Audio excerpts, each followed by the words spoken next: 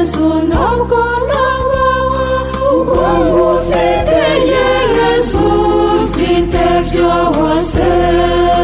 Dore igisibo gishimisha Imana. Dore amasomo tugiye kuzirikanaho kuri wa gatanu ukurikira umunsi w'ivu, tariki 28 Gashyantare 2020. Isomo rya mbere ni ryo mu gitabo cy'umuhanuzi Izayi, umutwe wa 58, umurongo wa mbere kugeza ku wa 9.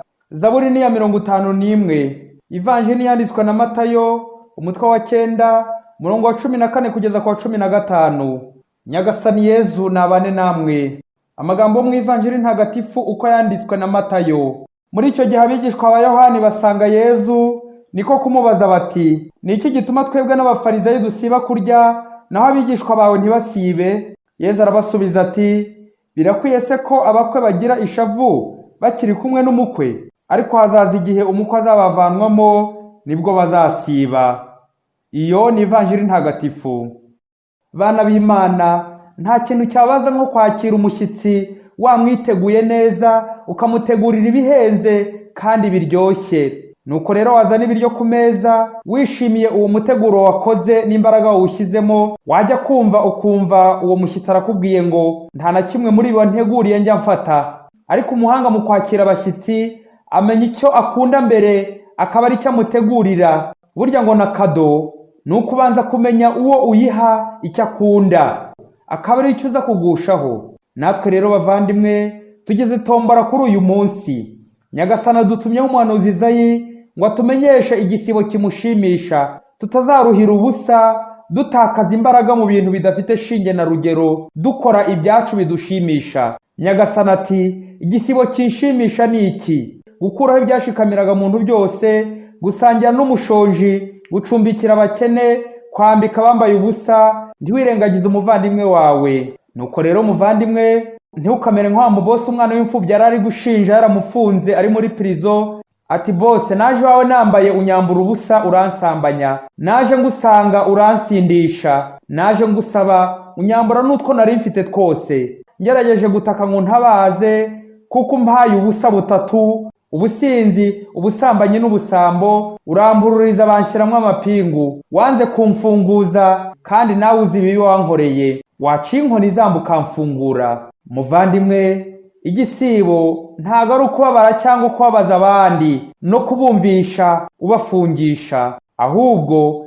ni igihe cyo kubatera ibyishimo ukababohora, igihe cy'ibyishimo nk'iby'umugeni agira ari kumwe n'umukwe. Nabyo Yezu asubije abigishwa ba Yohani n'abafarisayi bari baje kumubaza impamvu abigishwa be bo badasiba.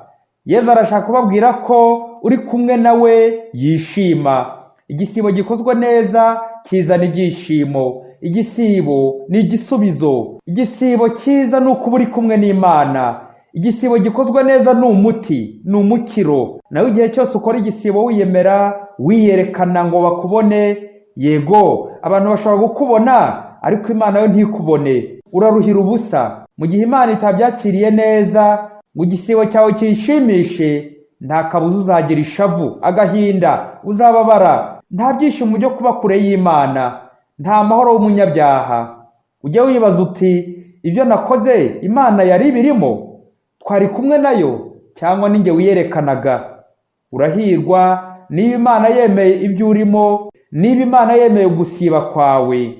Umugabo yigeze kugurira umunyeshuri wa segonderi amakayi 10 n'amakaramu 2, arangije arabimuha yifotozanya nawe. Nuko rero akajya yirirwa yiyemera ku bandi bagabo mu ikabare ati, uriya mwana ninjye wamurihiye amashuri yose, dore n'ikimenyetso cy'ifoto murebe, akiri muto naramufashije cyane, n'akazi afite ninjye wakamuhesheje, n'umugore afite ninjye wamumukwereye, iwabo ninjye wabubakiriye nzu, n'ibindi byinshi ukiyemera. Aha, ngibi rero bya bindi Nyagasana atubuza mu gisibo byo kwerekana ibyo twakoze byose nta kabanga, tugakuririza tukabeshya, tugatangura no gufata amafoto y'ibyo twafashishije abandi, bimwe ari ukuri, ibindi ari ibinyoma bya semuhanuka, ibindi ari amakabya nkuru, tugatekinika ngo raporo zuzure neza, abayobozi badushime. Ariko Nyagasani we ujye umenya ko bimubabaza. Igihe cyose utekinika, Nyagasani biramubabaza. Umuhanga yaravuze ati, ikintu cyose ukoze neza, iyo ugize amahirwe ntikimenyekane, imigisha irushaho kwiyongera. Naho ikintu kiba wakoze ukagihisha, uko kugihisha n'imigisha igenda igabanuka, nayo urayihisha. Ujye witondera cyane umuntu wifatira abandi ariko bamurikira ibyiza by'ibikabyo yagezeho.